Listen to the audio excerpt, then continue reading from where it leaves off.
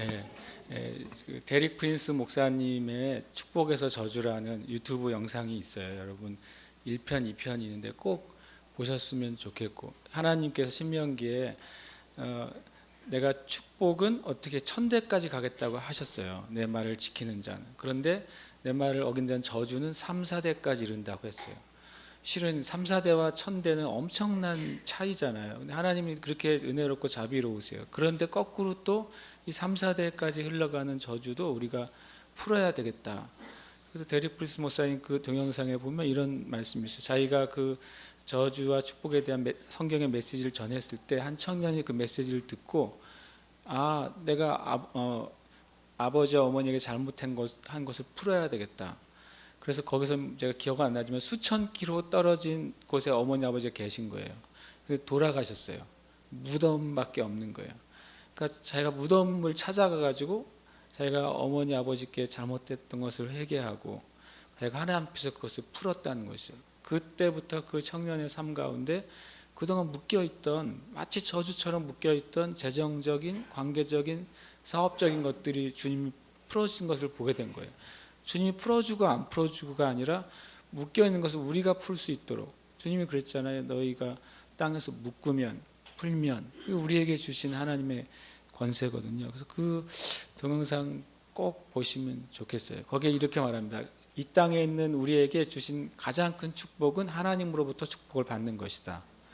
그러면 그 다음번 축복은 뭐겠어요? 그 다음번에 이 땅 가운데 하나님의 축복 다음에 그 다음의 축복은 뭐냐면 부모로부터 받는 축복이라는 거예요. 그래서 뭐라고 표현하냐면, 당신이 부모로부터 축복의 말을 받기 위해서는 무슨 짓이든 하십시오. 그 다음에 세 번째 축복은 뭐냐면 당신의 권위자를 통해서 오는 축복이라는 거죠. 이것이 하나님의 법칙이라는 거예요. 가장 높은 축복은 하나님의 영역으로부터, 그 다음에는 부모의 영역으로부터, 그 다음에 우리가 속해 있는 그 리더들, 권위자들의 축복, 이것이 계속 흘러가도록, 물이 위에서 아래로 흐르는 것처럼 하나님의 약속된 축복이 이렇게 흐른다고 말씀하시는 거죠. 저도 집사님 얘기를 들으면서 제 삶에도 혹시 내가 정말 성경적으로 하면 3, 4대 위에서 내가 주님 앞에 주님이 주신 것인데 나에게 흘러오지 못하게 하는 요소가 있나 좀 살펴봐야 되겠다, 그런 생각들을 갖게 돼요. 여러분 삶 안에 그것이 계속 풀어지시길 축복합니다. 우리 하나님 말씀 같이 나누겠습니다. 누가복음 1장 57절에서 66절 말씀입니다. 57절 66절 함께 읽겠습니다. 시작. 엘리사벳이 해산할 기한이 차서 아들을 낳으니 이웃과 친족이 주께서 그를 크게 긍휼히 여기심을 듣고 함께 즐거워하더라. 8일이 되매 아이를 할례하러 와서 그 아버지의 이름을 따라 사가랴라 하고자 하더니 그 어머니가 대답하여 이르되 아니라 요한이라 할 것이니라 하매 그들이 이르되 내 친족 중에 이 이름으로 이름한 이가 없다 하고 그의 아버지께 몸짓하여 무엇으로 이름을 지으려 하는가 물으니 그가 서판을 달라 하여 그 이름을 요한이라 쓰매 다 놀랍게 여기더라. 이에 그 입이 곧 열리고 혀가 풀리며 말을 하여 하나님을 찬송하니 그 근처에 사는 자가 다 두려워하고 이 모든 말이 온 유대 산골에 두루 퍼지매 듣는 사람이 다 이 말을 마음에 두며 이르되 이 아이가 장차 어찌 될까 하니 이는 주의 손이 그와 함께 함이더라. 아멘. 할렐루야. 아멘. 여러분 매주 주일날 그런 생각 안 드세요? 누가복음이 언제 끝날 것인가?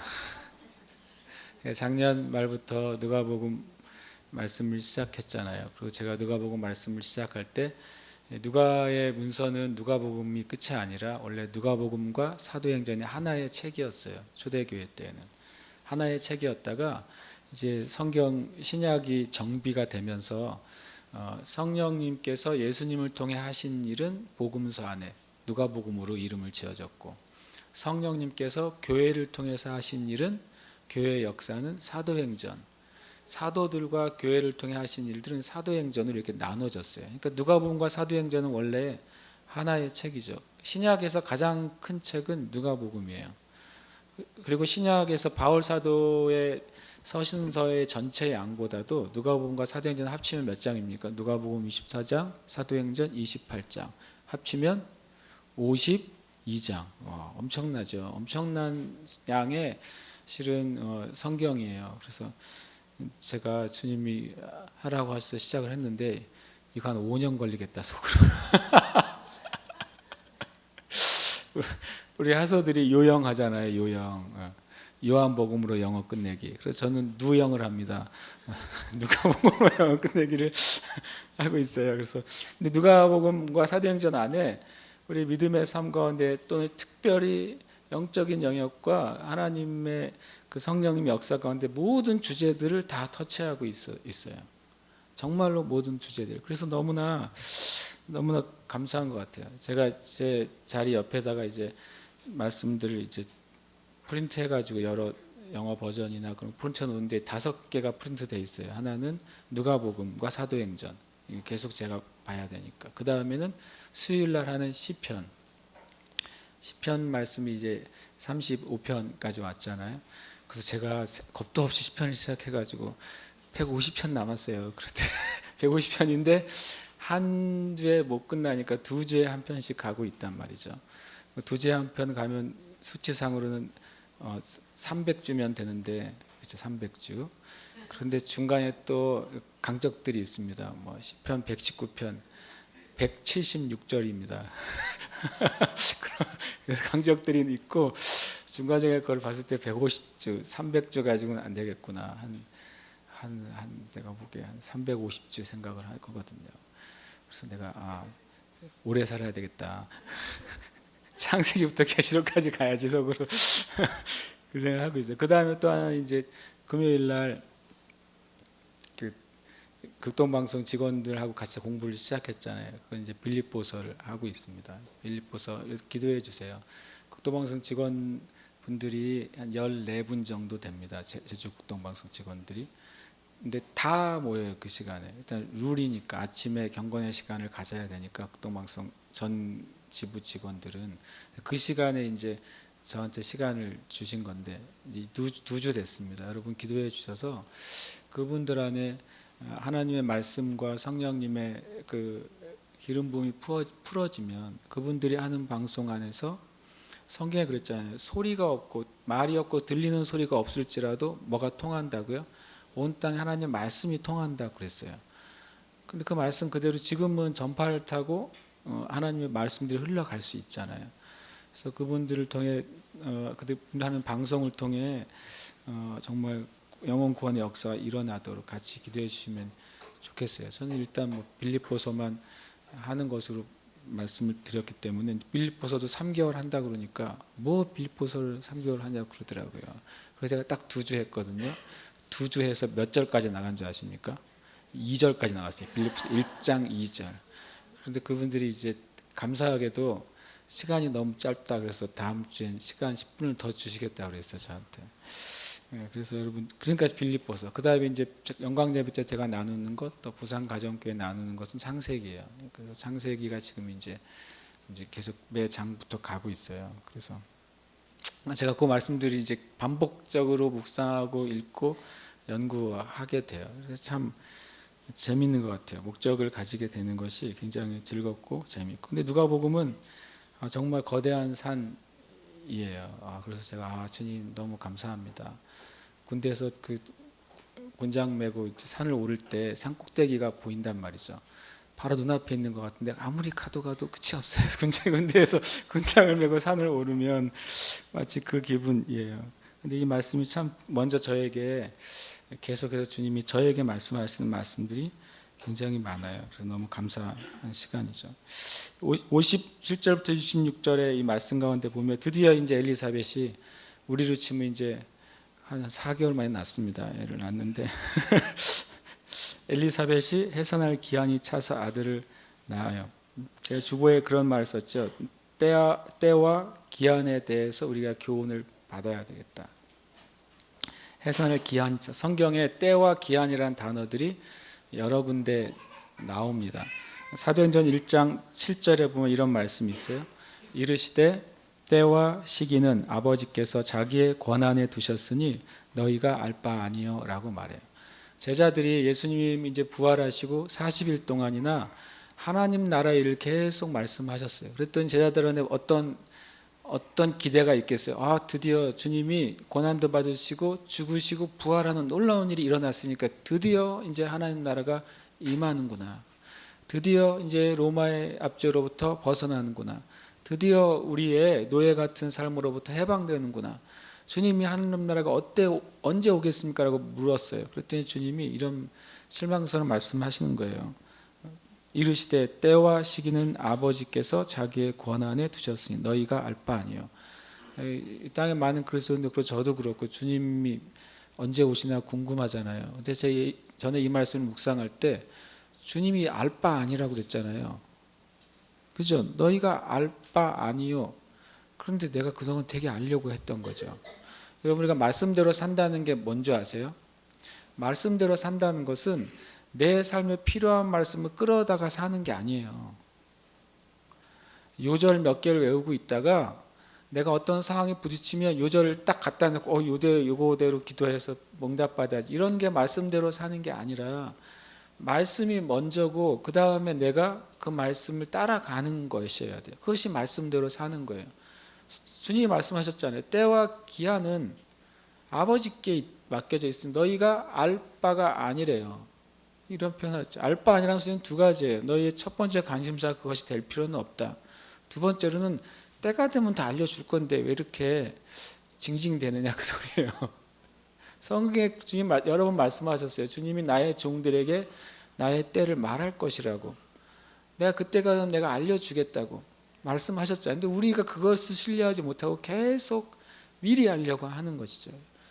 주님이 그래서 알 바 아니라고 말씀하신 거죠. 그리고 그것은 아버지께 있다. 너희가 구할 것은 뭐냐면 때와 기한이 언제요가 아니라 성령으로 충만하게 되는 것. 오직 성령이 너희에게 임하시면 너희가 권능을 받고, 이 두 가지를 구해라. 때와 시기를 구하지 말고 내가 성령으로 충만케 되고 성령의 권능으로 가득 차게 되는 것, 이 두 가지를 구하게 되라 주님이 말씀하신 거죠. 그 중에 때와 기한이라는 말씀이 나오게 돼요. 때와 시기. 여기 때는 크로노스라는 단어를 사용합니다. 타임이죠, 타임. 시간이지만 period of time이에요. 그래서 어떤 시간의 기간을 얘기합니다. 크로노스. 그러니까 1년은 365일이에요. 그죠? 크로노스라는 기간이죠. 한 계절이 방학이 언제부터 언제까지 정해진 기한들, 크로노스입니다. 그리고 실은 우리의 인생의 기간도 80이든 90이든 우리 인생 전체 크로노스이죠. 주님이 오시면서 또 새로운 종류의 크로노스가 시작됐죠. 계속 어떤 기간들이 있을 때 그걸 크로노스라고 해요. 그때죠. 시기는 그 긴 시간 가운데 중요한 어떤 시점을 얘기해요. 카이로스라는 단어를 사용합니다. 그러니까 전체 크로노스 안에 어떤 카이로스가 생기는 거죠. 전체 학창 시절 안에 입시라는 카이로스가 생기는 거예요. 그냥 고1이 들어갔을 때는 개념이 없다가 그건 크로노스, 고등학교 학창 시절에 3년이 크로노스가 시작됐는데 점점점 카이로스가 다가와요. 대입. 나중엔 날짜까지 정해져요. 그 이제 카이로스가 다가오는 것이죠. 카이로스는 포인트 오브 타임이에요. 어떤 시점을 말합니다. 그래서 주님이 어떤 때와 시기에 대해서 우리가 깨달아야 되고 또 말씀 가운데 알아야 된다고 말해요. 그러면 개인적인 크로노스와 카이로스도 있고 교회적인 크로노스와 카이로스도 있어요. 어떤 문제와 이슈에 대한 크로노스와 카이로스도 있어요. 여러분 전체 인생에 대한 크로노스와 카이로스도 있단 말이죠. 하나님이 온 세상을 경영하시는 것에 대한 전체 시기와 전체 때가 있단 말이에요. 그래서 주님 앞에 그래서 계속 우리가 집중을 하고 하나님의 시간이 어떻게 흘러가는지, 성경에서 자주 나오는 하나님의 시즌, 하나님의 계절이 어떻게 흘러가는지를 주의해야 돼요.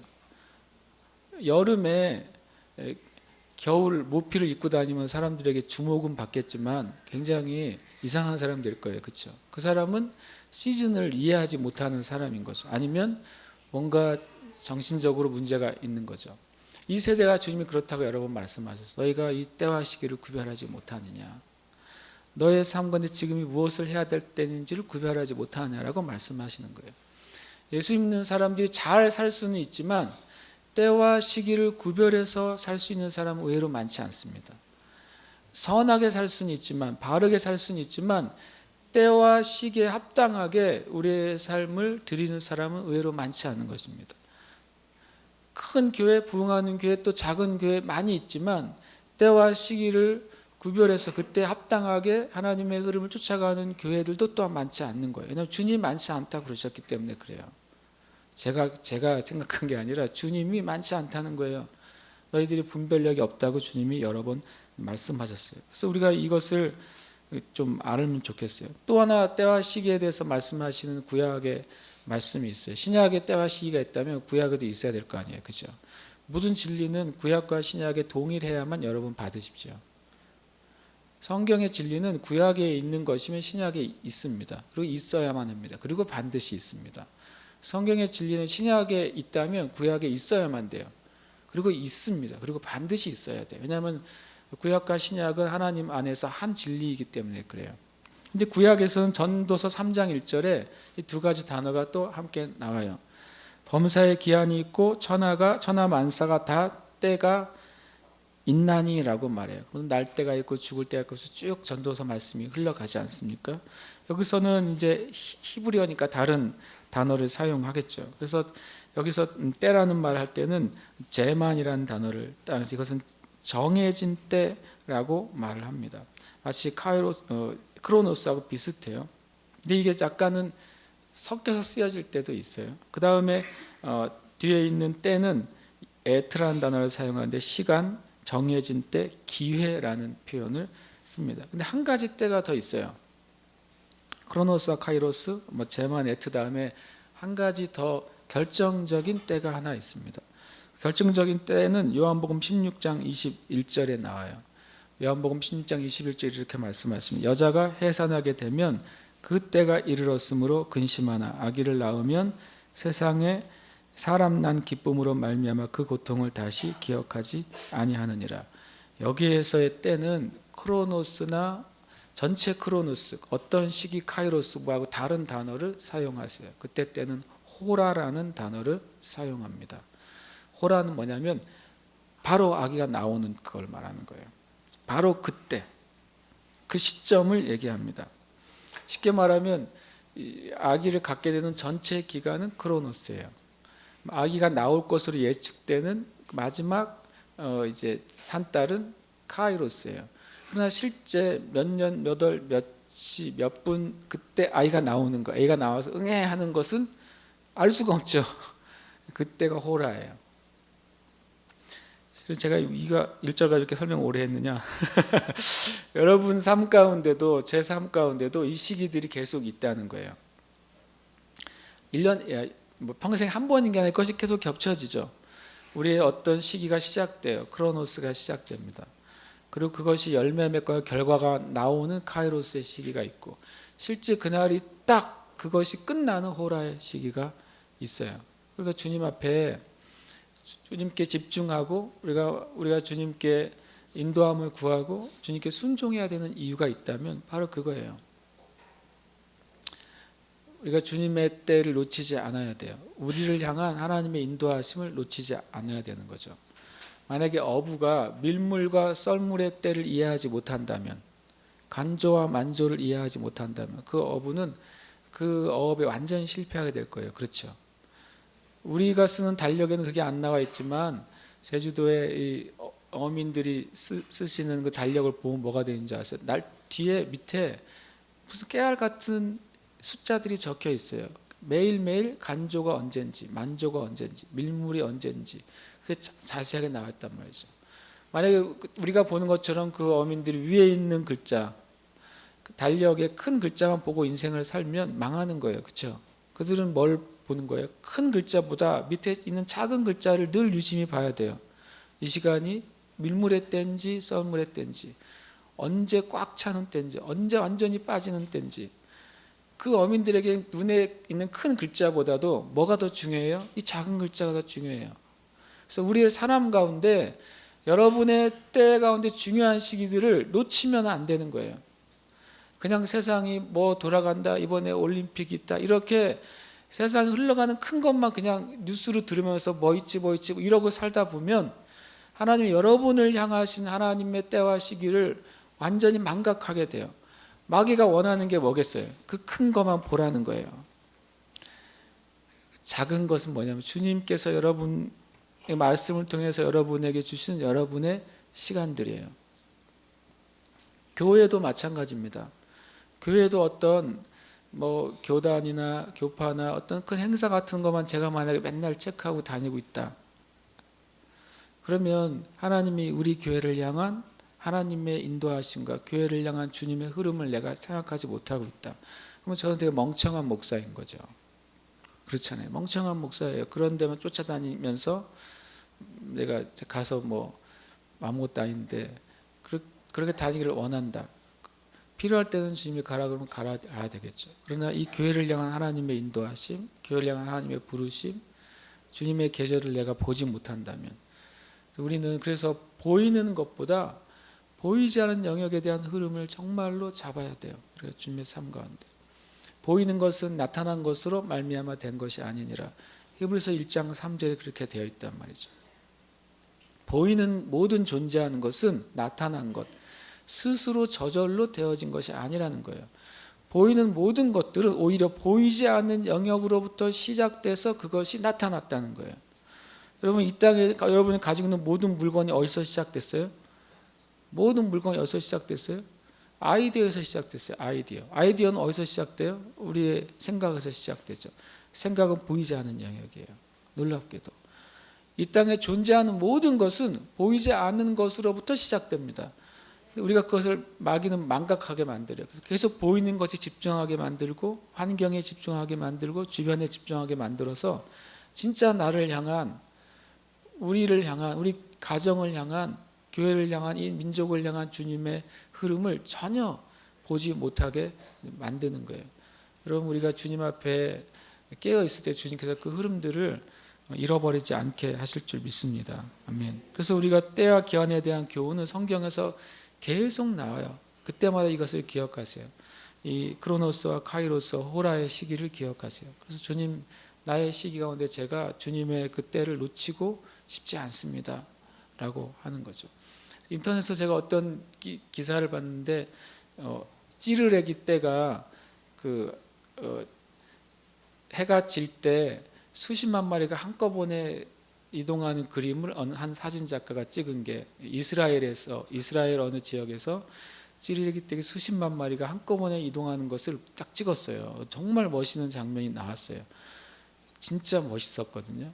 그리고 또 한 장면 뭐가 있냐면 어떤 사진 작가가 오아시스에 수십 종의 동물들이 모여서 물을 마시는 그 장면을 찍었어요. 근데 밑에 뭐라고 되어 있냐면 그 사진을 찍으려고 특별히 오아시스에 사진 찍은 작가는 48시간 동안 그 자리에 계속 카메라를 대고 있었대요. 그 장면을 잡기 위해서 48시간 동안 잠도 안 자고 밥도 안 먹고 화장실도 안 가고 그걸 찍기 위해서. 엄청나죠.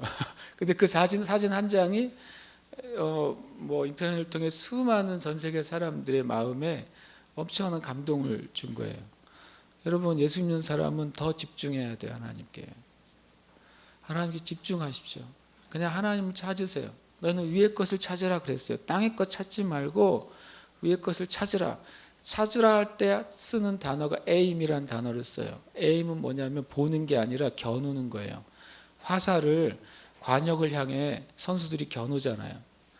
화살을 딱 겨눌 때 코가 문드러지는 것도 신경 안 쓰고 얼굴에 망가진 거 신경 안 쓰고 겨눈단 말이에요. 겨눈 장면 보시면. 그리고 눈이 정말 그 관역을 향해서 온전히 집중되어 있어요. 완벽하게 집중되어 있죠. 그 위의 것을 찾으라 하고 할 때 그 찾으라가 그거예요. 하나님에 대해서 하나님의 영역에 속한 것에 대해서 이 땅의 영역이 아니라 하나님의 영역, 보이지 않는 영역, 영적인 영역에 대해서 너희가 온 마음을 다 들여서 집중해라 라고 말하는 거죠.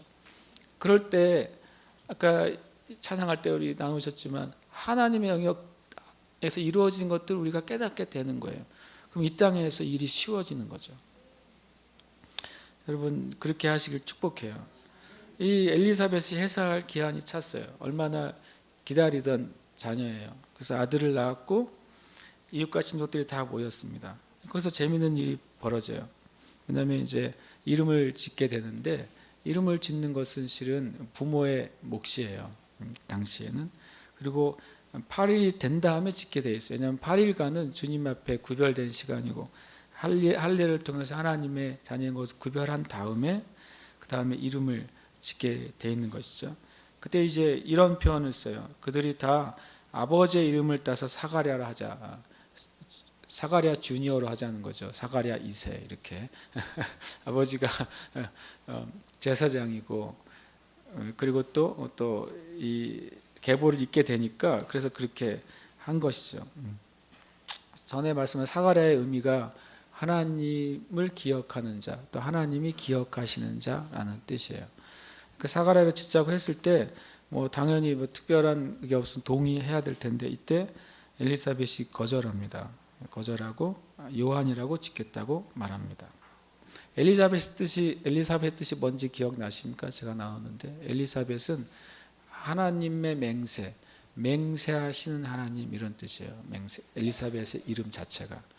요한은 무슨 뜻이죠? 요한은 하나님이 사랑하는 자, 또 하나님의 사랑을 받는 자예요. 되게 재밌어요. 하나님이 맹세하시고 하나님의 사랑을 낳아주셨어요. 참 이름 가지고 생각해서 재미있는 것 같아요. 하나님의 맹세는 하나님의 사랑을 통해 나타납니다.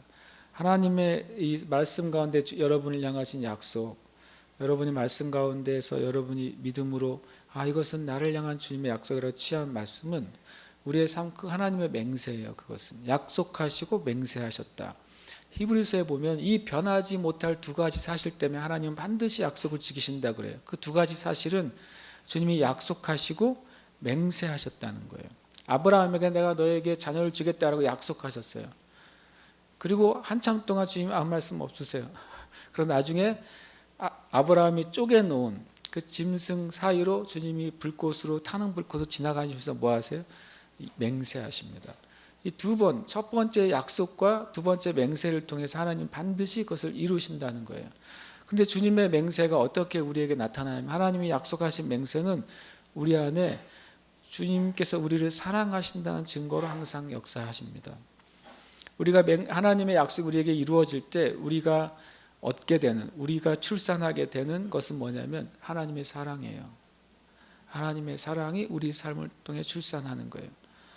여러분 자신을 향해서, 여러분 자녀들을 향해서 여러분 기도하고 우리가 구할 때 주님의 말씀을 붙잡아야 됩니다. 그 말씀은 하나님의 약속이고 맹세예요.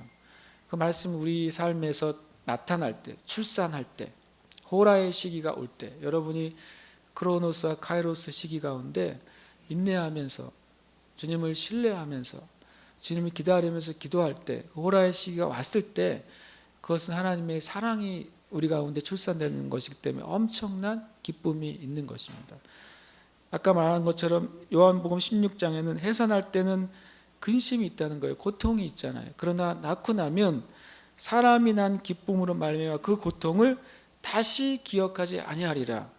이것은 예수님에게도 해당돼요. 예수님께서 이 영혼들을 낳기 위해서, 생명을 낳기 위해서 엄청난 고통과 근심을 받으셨어요. 그러나 우리가 이사야 53장 말씀 보면 이렇게 되어 있습니다. 주님이 자기 영혼에 수고한 것을 보고 만족한다, 기뻐할 것이다 라고 말씀하시는 거예요. 그래서 주님은 기쁨을 원하세요. 왜요? 주님이 수고한 것에 대한 하나님의 사랑의 출산이 이 땅 가운데 생길 때마다 기뻐하시는 거예요. 그러니까 한 영혼이 구원받을 때 하늘에서 잔치가 벌어진다고 왜 그랬겠어요? 계속 출산할 때마다 하나님의 사랑이 이 땅 가운데 출산할 때마다 기쁨이 울려 퍼지는 것이죠. 우리 가운데 여러분과 제 안에도 이 일들이 계속 있으시기를 축복해요. 이 사가랴 집안에 기쁨이 충만했던 것처럼, 함께했던 모든 이웃에게도 기쁨이 충만했던 것처럼 여러분의 삶 가운데 이 하나님의 기한이 차고 하나님의 때가 차고 하나님이 약속하신 것이 하나님의 맹세가 여러분의 삶 가운데 사랑으로 출산하고 열매 맺게 되시길 축복합니다. 그래서 이제 요한이라고 이름을 짓겠다고 하니까 이 가족들이 뭐라고 말합니까? 너희 친족 중에 그렇게 이름한 사람이 없다. 여기서 뭐가 아니라는 거예요? 전통이 아니라는 거예요. 우리가 늘 해왔던 전통이 아니라는 것이죠. 우리에게 익숙한 것이 아니라고 말하는 거예요. 우리가 이것을 알아야 돼요. 말씀을 성취하는 삶이 무엇인지. 말씀을 성취한다는 것은 뭐냐면 단순히 성경을 많이 알거나 많이 공부하거나 많이 묵상하거나 그래서 그것을 꿰차고 있는 것이 말씀을 성취하는 삶이 아니라, 말씀을 성취하는 삶은 뭐냐면 우리의 전통이 아니라 하나님의 뜻을 따르는 삶을 말하는 거예요. 우리가 해왔던 우리의 생각, 우리의 기준, 우리의 관습, 나의 습관이 아니라 하나님의 뜻을 따르는 삶이 말씀을 성취하는 삶이에요. 처음에 여기 한두 번씩 오셨다가 우리 교회 오셔서 당황하셨던 분들이 많잖아요. 정말 예배를 드리러 경건한 마음으로 오셨는데 예배 드리기 전에 엄청 시끄러워. 막 소리도 지르고 막 웃고 난리가 나. 그래서 경건이 안 돼. 그래서 예배를 시작했는데 묵도도 안 해. 예배를 시작했는데 뭐도 안 해요? 저기 교동문도 안 해. 그래가지고 또 찬송가도 안 부르네. 거기다가 또 찬양은 왜 이렇게 길어. 거기다 설교를 시작했는데 설교를 하는 건지 광고를 하는 건지도 모르겠고 막 광고를 하다 설교를 하고 설교를 하다 광고를 하고 광고하다 기도를 하고 이게 도대체 뭐야. 막 실제로 제가 들은 이야기들이에요. 여러분을 통해 들은 이야기들이에요. 제가 원래부터 그러는 게 아닙니다. 저는 완전 보수적인 교회에서 나고 자랐어요. 합동이라고 아십니까? 총신측 교단에서 저는 나고 자랐고, 그래서 그것에 저는 더 익숙한 사람이에요. 저 어렸을 때는 종을 쳤어요. 종을 땡땡땡 3번 치면 딱 일어나는 거죠. 딱 일어나면 홍해를 가르듯이 목사님과 장로님들과 성가대원이 교회 가운데로 쫙 걸어 나와서 정말 기가 막히게 잘 맞춰요. 목사님은 강단으로 올라가고 장로님은 장로님 좌석으로 가고 성가대원도 성가 좌석으로 쫙 줄 맞춰 착착착착 앉습니다. 그렇게 예배가 시작되는 교회에서 제가 나고 자랐습니다. 그게 또 익숙해요. 익숙하고, 그리고 딱 1시간 안에 안 끝나면은 주님이 임하실 것 같지 않은, 저기도 나오네. 그래서 그런 게서 제가 나고 자랐어요. 26년간. 20년도 아니죠. 제가 목사가 되기 전까지 30년간 그렇게 제가 있었단 말이죠. 그리고 또 전도사를 섬겼던 교회도 그 룰을 따라갔습니다. 처음에 제가 제주에 와서 개척할 때에도 그렇게 했어요. 그렇게까지는 안 했어도 룰을 따라갔어요. 교동문도 하고. 그래서 제가 이제 의문이 하나 생겼어요.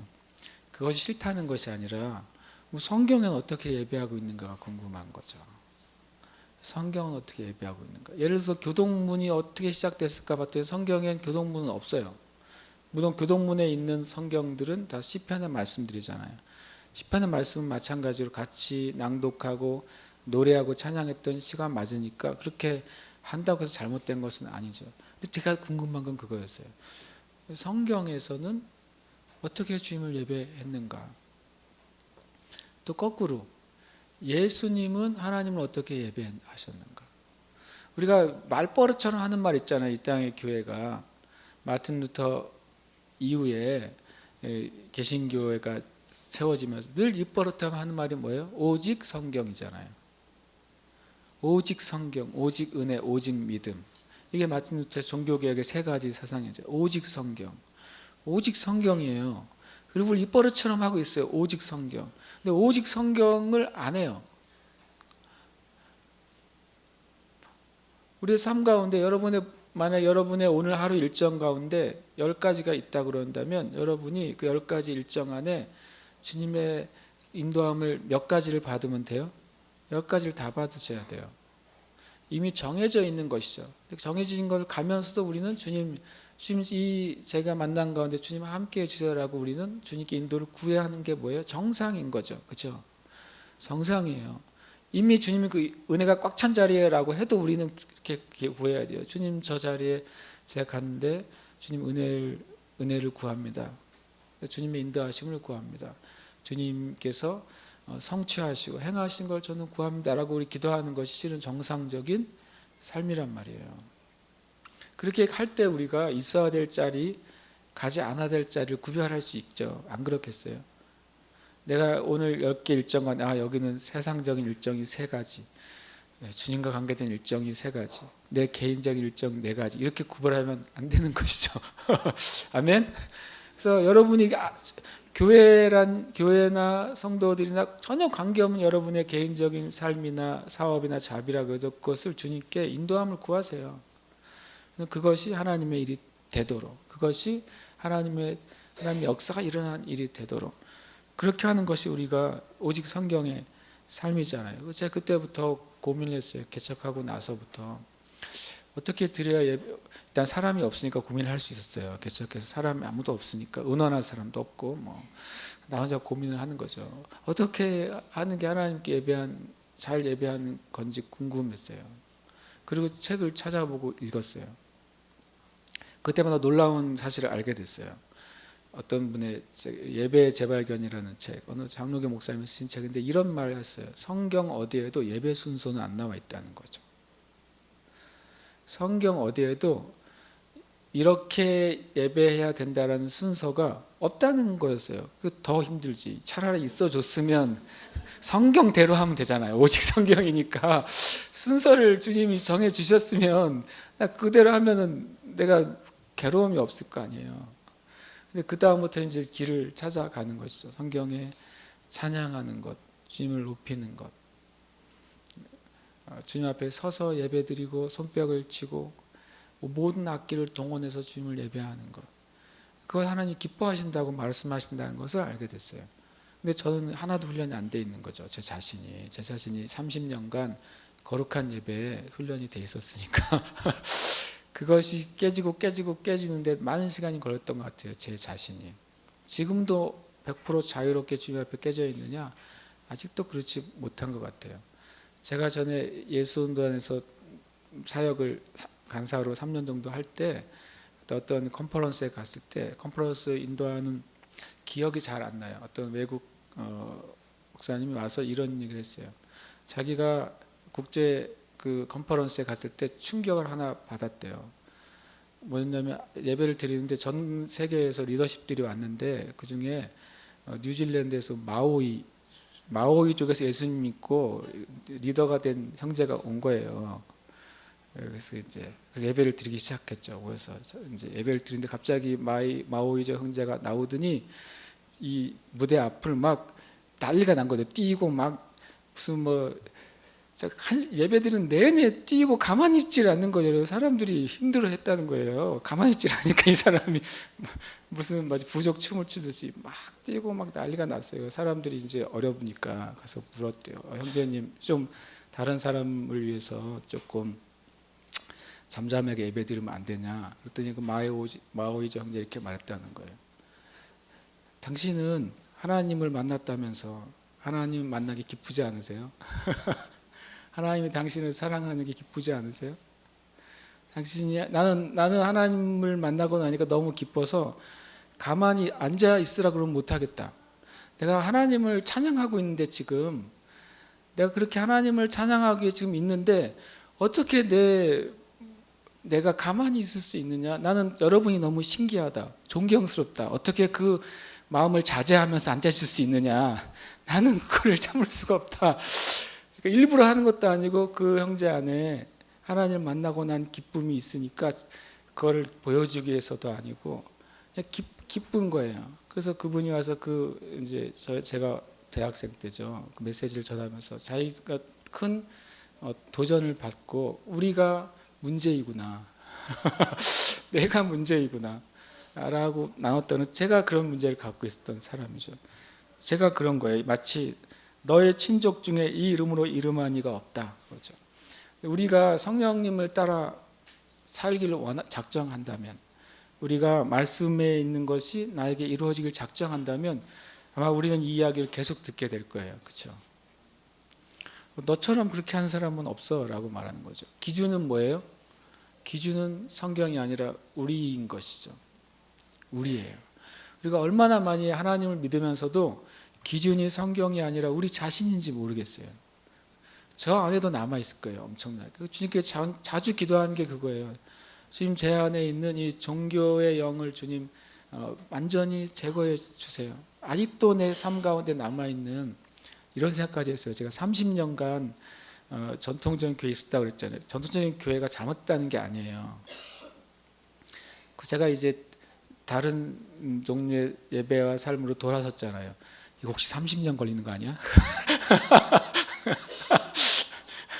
30년간 30년간 멀리 갔으면 돌아오는데 30년 걸리는 게 원래 정상 아니에요. 그래서 주님, 난 날아오겠습니다. 좀 날아가야지.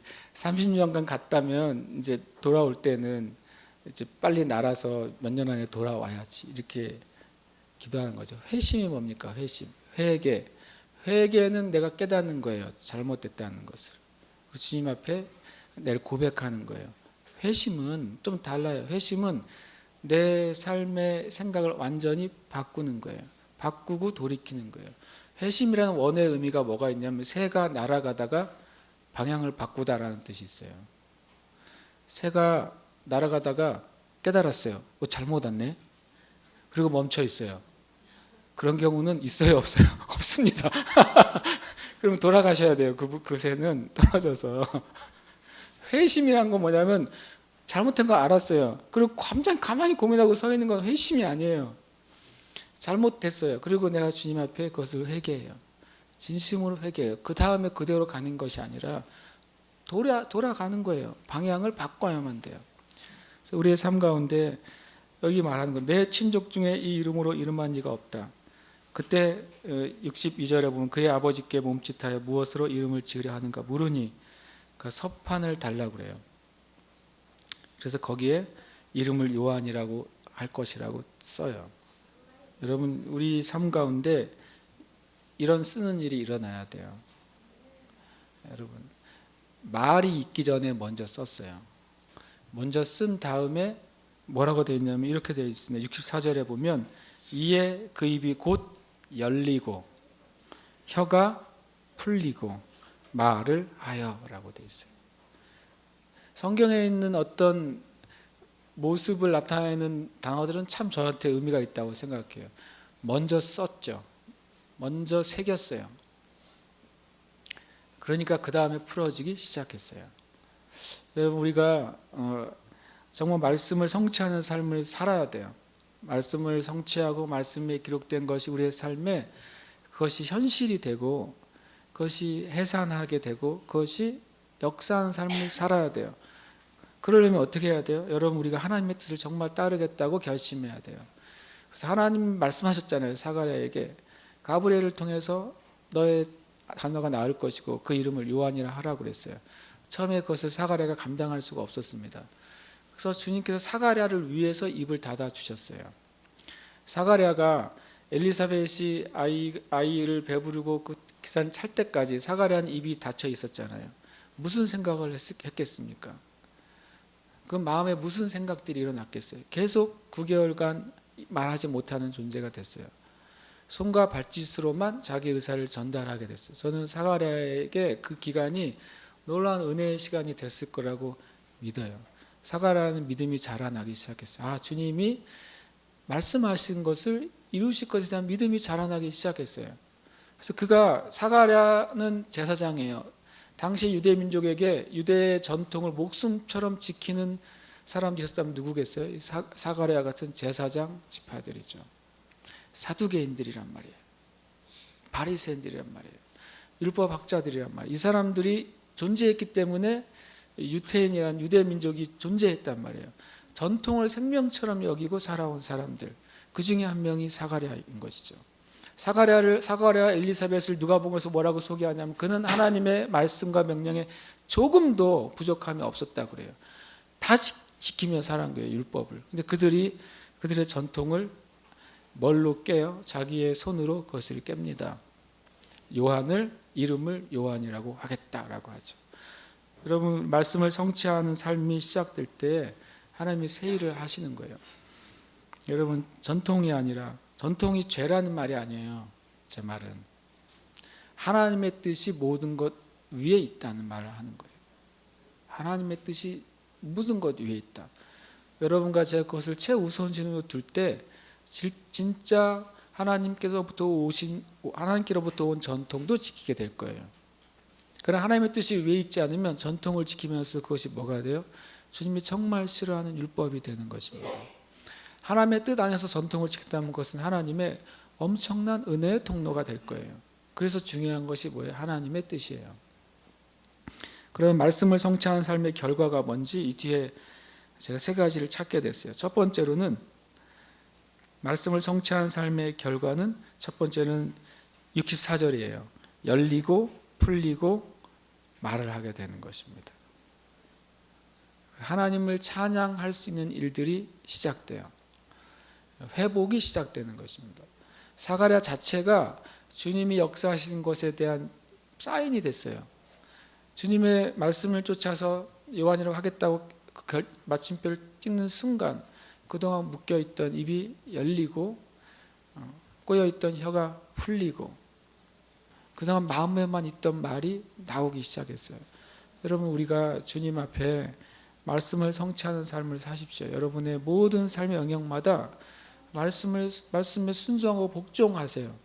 그럴 때 주님께서 우리의 삶 가운데 하나님을 찬양할 수 있도록 열리고 풀리고 말이 되는 하나님 일을 이루실 것입니다.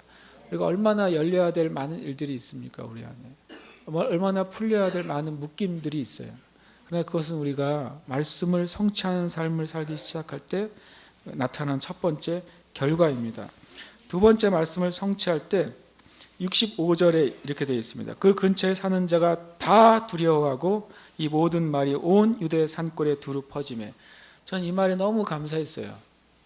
여러분, 우리가 이 땅 제주에 하나님의 킹덤, 하나님의 왕국이 선포되기를 원하지 않습니까? 아멘이십니까? 아멘입니다. 그 일이 어떻게 일어날까요? 여러분과 제가 KBS 방송국을 점령하고 계속 설계 방송을 틀면 일어날까요? 아니죠. 놀랍게도 보세요. 이 산골이에요. 유대 산골에서 이 작은 일이 일어났어요. 그런데 그 작은 일이 마치 어떤 급격한 쓰나미가 그 지역을 휩쓸듯이 뭐가 번지기 시작했어요? 하나님에 대한 경외함이요. 그 근처에 사는 자가 다 뭐 했다고요? 두려워하고 라고 말을 해요. 이 두려움, 하나님에 대한 경외함이에요. 사람들이 다 패배감에 빠져 있죠. 로마에 의해서 압제를 당하고, 그리고 하나님의 선지자들은 400년 이상 나타나지 않고, 그들의 삶은 더 어려워지고, 그런 더 어려운 가운데 더 어두운 가운데 막 가고 있어요. 그리고 또 하나님을 떠나고 있어요. 그때 이 한 사건이, 아이 못 낳던 여자가 아이를 낳았는데 그거는 그냥 기적이지라고 할 수 있어요. 근데 그 아버지 사가랴가 그 입이 왜 닫혀졌는지 사람들이 알게 되었어요. 주님이 공개적으로 그 일을 하셨기 때문에 그래요. 모든 사람이 제사 때 왔을 때 닫아버리셨기 때문에 그 소문이 다 퍼진 것이죠. 주님이 그것을 역전시키시면서 이 패배감에 사로잡혀 있고, 어둠에 사로잡혀 있고, 실패에 사로잡혀 있고, 그리고 하나님을 떠나기 시작하는 그 유대 산골 전체에 뭐가 퍼지기 시작했다고요? 하나님을 경외하는 것이 퍼지기 시작했어요. 여러분과 제가 말씀을 성취하는 삶을 살기 시작할 때 우리 주변에 하나님을 경외하는 것이 흘러갈 겁니다. 우리가 그렇게 이 땅을 바꿔가야 돼요. 쉽게 말하면 분위기가 바뀌어버린 거예요. 공기가 바뀐 거예요. 유대 산골 전체에 사람들이 하나님을 두려워하기 시작했어요. 산골에 있으니까 자기가 무슨 짓을 하든 뭐가 알려지겠어요. 혼자서 무슨 짓을 하든 숨어서 무슨 짓을 하든 다 모르죠. 그런데 하나님을 경외함이 흘러가니까 그들이 두려워하게 돼요. 하나님을 두려워하게 되고, 그것은 계속해서 주님의 파도로 그 전 지역을 주님께서 완전히 덮어버리셨어요. 온 유대 산골에 두루 퍼졌다, 이렇게 말씀하고 있어요. 여러분과 제가 2016년도 또 말씀을 성취하는 삶을 사시길 축복해요. 주님의 말씀을 이렇게 도전드리고 싶어요. 그동안 말씀을 읽지 않았던 사람은 읽으시기 축복합니다. 말씀을 만약에 한 장 읽었던 사람은 2배로 올리시길 축복해요. 10장 읽었던 사람은 20장을 읽으세요. 아멘. 2배로. 더블 포션이 있잖아요. 2배. 갑절의 은혜를 원한다면 주님께 갑절로 나가세요. 기도를 한 번도 안 하는 사람이 있다면 이제는 주님 앞에 기도의 시간을 정하시길 축복합니다. 기도를 하고 계셨던 분이 있다면 2배로 기도하세요. 지금은 그렇게 해야 될 때예요. 지금은 이 한 가족의 일이 유대 산골 전체의 기류를 바꿔 놓은 것처럼 여러분과 제가 기류를 바꿀 수 있습니까? 네, 있습니다. 여러분과 제가 말씀을 성취하는 삶을 살기 시작할 때 기류를 바꿀 수 있어요. 하소드리는 학교의 기류를 바꿀 수 있습니까? 있습니다. 여러분의 삶의 주님 앞에 말씀을 성취하는 삶을 살기 시작하면 학교의 기류를 바꿀 수 있는 거예요. 힘과 능으로는 안 되죠. 힘으로도 안 되고 능으로도 안 돼요. 오직 여호와의 신으로만 돼요. 우리가 그 길을 쫓아가지 않으면 이 땅의 교회와 성도들이 이기거나 성취하는 삶을 살 수가 없어요. 세 번째로 말씀을 성취하는 삶의 결과는 66절이에요. 같이 한번 읽어볼까요? 시작. 듣는 사람이 다 이 말을 마음에 두며 이르되 이 아이가 장차 어찌 될까 하니 이는 주의 손이 그와 함께 하심이로라. 아멘. 재미있는 표현이에요. 사람들이 누구에게 관심을 가지기 시작했다고요? 이 아이에게 관심을 가지기 시작했다는 거예요. 이 아이에게. 온 사람들이 그 소식을 듣는 사람마다 아이에게 관심을 가지기 시작했어요. 전에 제가 2가지 말씀드렸어요. 복음이 전해지고 사람들이 구원받는 2가지 통로가 있다고 그랬어요. 첫 번째 통로는 복음을 들고 가는 거예요. 내가 만나는 사람에게 복음을 전하는 거예요. 그래서 그 영혼들이 구원받는 거죠. 2번째 통로는 영광의 통로인데 그것은 뭐냐면 자기네들이 알아서 주님께 나아오는 거예요. 이사야서 이렇게 말하고 있잖아요. 눈을 들어 사방을 바라보라. 내 아들들이 먼 곳에서 올 것이요 너의 딸들은 안기어 올 것이다 라고 말해요. 사방에서 오겠다고 그래요.